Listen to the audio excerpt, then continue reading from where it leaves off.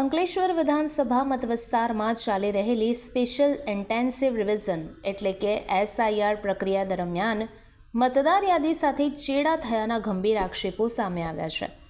આ મામલે અંદાજે 12,000 જેટલા જીવંત અને કાયદેસર મતદારોના અધિકાર છીનવી લેવાના ષડયંત્રના આરોપ લગાવાઈ રહ્યા છે.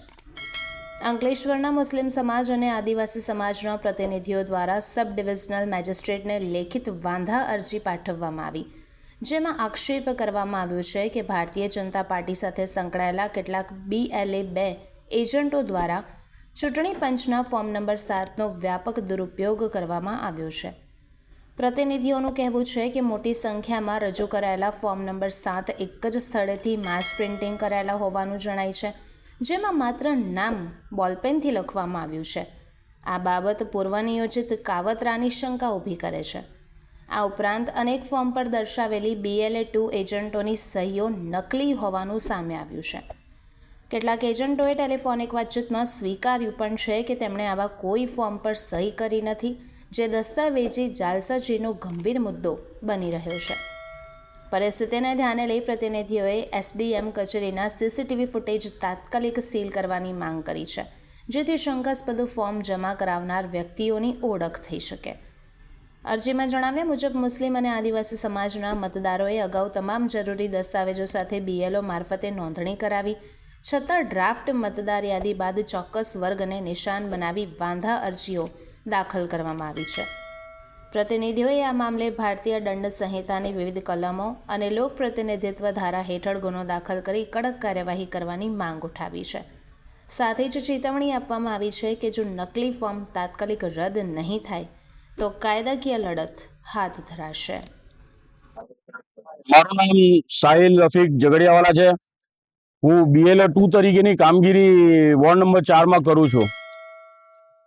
આ સમગ્ર બાબત વિશે અમે કહેવા માંગીએ છીએ કે એસઆઈઆરની પ્રક્રિયામાંથી જ્યારે બધા પસાર થઈ ચૂક્યા તેમ છતાં કેટલાક ષડયંત્રકારીઓ દ્વારા એક ષડયંત્રની રચના કરવામાં આવી, જેને લોકશાહીનું હનન થયું છે.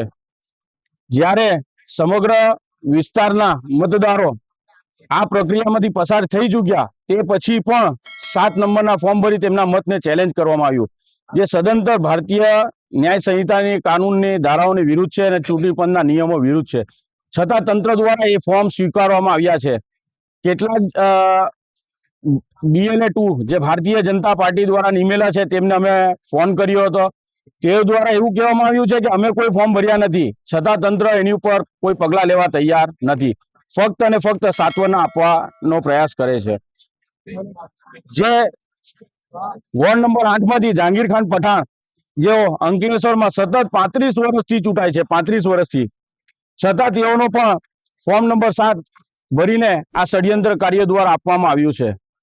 એ અત્યંત નિંદનીય કામ કહેવાય. અને વોર્ડ નંબર 4 ના સભ્ય શ્રી રફીકભાઈ ઝઘડિયાવાલા જેઓ સતત 20 વર્ષથી ચૂંટાય છે, તેઓનો પણ ફોર્મ નંબર 7 ભરીને આ ષડયંત્રને અંજામ આપવામાં આવ્યું છે. અમારી માંગ તંત્ર પાસે એટલી જ છે કે CCTV ફૂટેજ કલેક્ટર સાહેબ દ્વારા કબજે કરવામાં આવે, SP સાહેબ દ્વારા એને કબજે કરવામાં આવે અને આ ષડયંત્રકારીઓ કોણ હતા જેઓ લોકશાહીને કામગીરીને અટકાવવાનું અને એમાં અડચણો ઊભી કરવાનું કામગીરી કરતા હતા, તેમને સખતમાં સખત સજા થાય કે જેથી કરીને લોકતંત્રને બીજી વાર કોઈ ચેલેન્જ કરી શકે નહીં. પરંતુ કાલથી અત્યાર સુધી અમે રજૂઆતો કરતા આવ્યા છે. ફક્ત અને ફક્ત અમને સાંત્વના મળે છે અને સ્થળ ઉપર BLO દ્વારા કામગીરી કરવાની શરૂઆત કરવામાં આવી છે.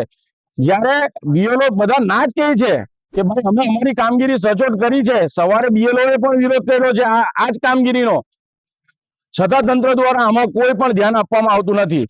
આ જો પ્રક્રિયાને અટકાવવામાં નહીં આવે તો મુસ્લિમ સમાજ હોય, આદિવાસી સમાજ હોય કે અન્ય કોઈ સમાજ જે આનાથી પીડિત છે તેની સાથે અમે પણ ખભે ખભો મિલાવીને તૈયાર રહીશું અને જ્વલંત આંદોલન કરીશું ને તે તંત્રને ખબર પડે એના વિશે.